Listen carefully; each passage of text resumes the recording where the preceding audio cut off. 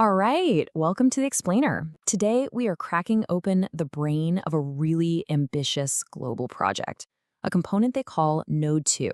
And we're going to dig into the investment thesis here, which makes a pretty bold claim that this thing isn't just another cost center, but a serious profit engine. So look, to really get your head around Project Octagon, you've got to start with its brain, and that's Node 2. A good way to think about it is like the Admiral's flagship for this huge distributed fleet. You've got other nodes out in the field, right? They're doing the heavy lifting, the industrial stuff in places like Uganda or running tests in Arizona. But Node 2, it's sitting up in Canada, and it's the command center. It holds all the maps, the codes, basically the entire strategy for the whole network.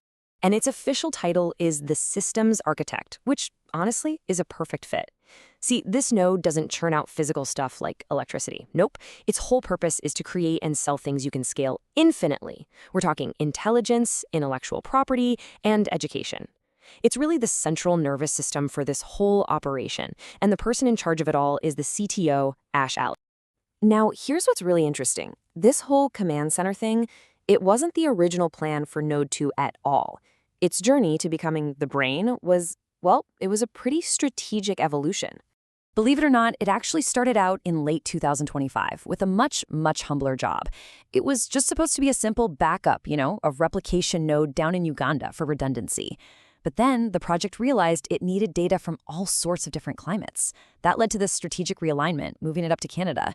And just like that, by early 2026, its role got a major promotion. It became the network's official systems architect. Okay, so what does this brain actually do all day? Its mission is really built on three core mandates. These are what define its role in the whole global network. And you can really break down its immense responsibility into three clear functions. I like to think of it as the guardian, the synthesizer, and the teacher for the entire system. So first up, it's the only authority for software updates. It manages what's called the golden image, making sure every single node out there is running the exact same secure code. Then second, it's the intelligence hub. It's constantly pulling in performance data from everywhere, from scorching hot deserts to frozen tundras, all to train its global AI. And third, it's basically the network's university. It's home to the DeReticular Academy, which is where they train the next generation of system architects. So you take this unique set of jobs, being the guardian, the synthesizer, the teacher, and it doesn't just define its mission. It actually creates this incredibly powerful and totally distinct business model. So let's get into how this thing is built to be a profit engine, not just another revenue stream. Okay, this is the crucial difference right here. You've got your industrial nodes, which are what we call revenue engines. Think of them like a factory. They sell physical stuff, like electricity. That brings in high revenue for sure, but it also comes with high costs for materials, machinery, all that. But Node 2, that's a profit engine. That's like selling the blueprint for the factory. It's intellectual property, which has an incredibly low cost to copy, and you can scale it almost infinitely. And this really just nails the concept. You see, while all the industrial nodes are out there on the ground, doing the heavy lifting and generating revenue, Node 2 is busy monetizing the intelligence it gathers from all that work. And that creates pure, high-margin profit. This whole philosophy is really the foundation of the entire model, and it's captured perfectly in this project report about the CTO Ash Aly. It says his job is to protect the network's logic, basically keep the software pristine and secure while all the hardware is out there getting its hands dirty in the real world. I love that. And this model creates this amazing effect they call the software flywheel. This is the secret sauce for why its profitability scales so dramatically. Just think about it. Every single time a new physical node gets deployed anywhere in the world, boom, Node 2 pushes out an update. And it immediately generates revenue from software royalties, tuition, data, all with almost zero extra cost. And here's the kicker. That process enhances the software, which makes it even more valuable for the next node that comes online. It just keeps feeding itself.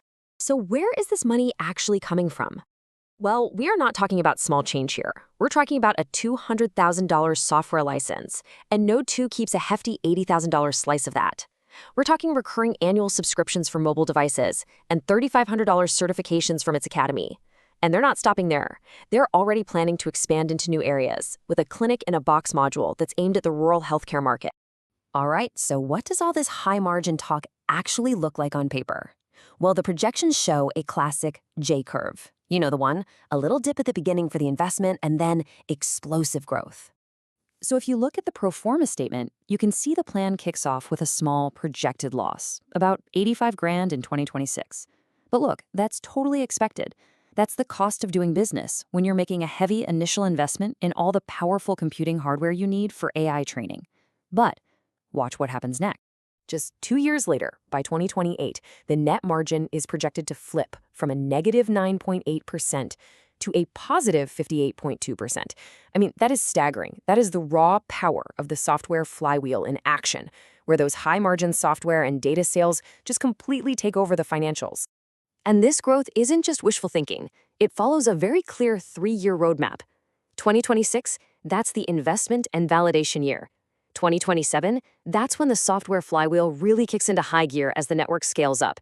And 2028, that's when they enter what they're calling the data arbitrage era. So what is data arbitrage? It's a huge future profit stream for them. Put simply, it means Node 2 is going to have the world's only dataset that shows how AI hardware actually performs in every single climate zone on the planet. I mean, think how valuable that data is. You've got agricultural insurers who want to predict crop yields, hardware makers like NVIDIA who would kill to test their chips in real-world extremes, and of course, climate researchers. It's a goldmine.